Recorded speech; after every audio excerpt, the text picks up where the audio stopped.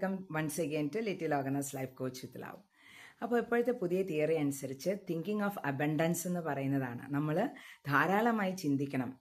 Let our soul pray to the universe for the abundance of everything. ഇപ്പോൾ നമ്മൾ ചിന്തിക്കുകയാണ് 10 years later we will be having or I will be having my parents happy with a good home.